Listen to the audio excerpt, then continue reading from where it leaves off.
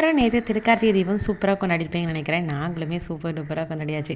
திருக்கார்த்திகை வேலையை யாராவது 2 நாள் வச்சு பார்ப்பாங்களா? நான் பார்த்தேன். செவ்வாய்க்கிழமையே வந்துட்டு கார்த்திகைக்குள்ள விளக்க ஃபுல்லாக எடுத்து க்ளீன் பண்ணி வச்சிட்டோம்னா, ரெகுலராக யூஸ் பண்ணுற விளக்க புதன்கிழமை க்ளீன் பண்ண ஈஸியாக இருக்கும்னு சொல்லிட்டு அப்படியே க்ளீன் பண்ணி வச்சுருந்தேன். அதே மாதிரி ரொம்பவே ஹெல்ப்ஃபுல்லாக இருந்தது. பாப்பாவுக்கு லஞ்சுக்கு வந்து லெமன் ரைஸ், பீன்ஸ் பொரியல், ஸ்நாக்ஸ் எல்லாம் கொடுத்துட்டு, அவங்க அப்பாவும் வந்துட்டு வேலைக்கு கிளம்புனதுக்கப்புறம் கொஞ்சம் மைண்டு ஃப்ரீயாக எல்லா கதவையும் உட்காந்து துடைக்க ஆரம்பிச்சாச்சு.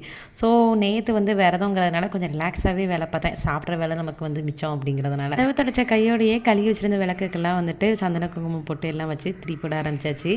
இந்த விளக்கு எக்ஸ்பெஷலி எனக்கு ரொம்ப மனசுக்கு பிடிச்ச விளக்குன்னு சொல்லலாம். என்னுடைய அம்மாவோட கல்யாணத்துக்கு எங்கள் அம்மாச்சி வந்து கார்த்திகை சீர் கொடுப்பாங்கள்ல, அப்போ கொடுத்த விளக்கு குருவாயூரில் வாங்கியிருந்தாங்களாம். குட்டியாக அழகாக இருக்குல்ல. ஸோ நான் கல்யாணம் முடியும் போது கையோடு தூக்கிட்டு வந்தது தான். பாப்பாவை அப்படியே வந்து ஸ்கூல்லேருந்து விட்டு கூட்டிட்டு வந்துட்டு அப்படியே அவளை ஃப்ரெஷ்அப் பண்ணி விட்டுட்டு கொஞ்சமாக மஞ்சள் பொடி அரிசி மாவுலாம் கலந்து வாசலில் கோலம் போட்டு அப்படியே கையடிக்க போயாச்சு.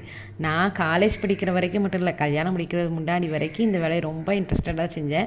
பாப்பா பிறந்ததுக்கப்புறம் போன வருஷம் அவளை இன்வால்வ் பண்ண தான். இந்த வருஷம் மேடம் ரொம்ப ஹாப்பியாக பண்ணிகிட்டு இருந்தா. நான் இதில் அடிக்கிட்டா அதில் அடிக்கலான்னு. எஸ்பெஷலி இந்த வருஷம் ரொம்ப இன்வால்வ்மெண்ட்னு சொல்லலாம். கொழுக்கட்டைக்கு முதற்கொண்டு நான் கொஞ்சம் பிடிக்கிறேன்னு வந்து கேட்டுட்டு இருந்தா. வழக்கமாக சொல்கிறதா நம்ம பிள்ளைங்கள இந்த மாதிரி இன்வால்வ் பண்ணோம் தான் அவங்க வந்துட்டு இன்ட்ரெஸ்ட்டாக வருவாங்க பூஜை விஷயத்தில் எஸ்பெஷலி.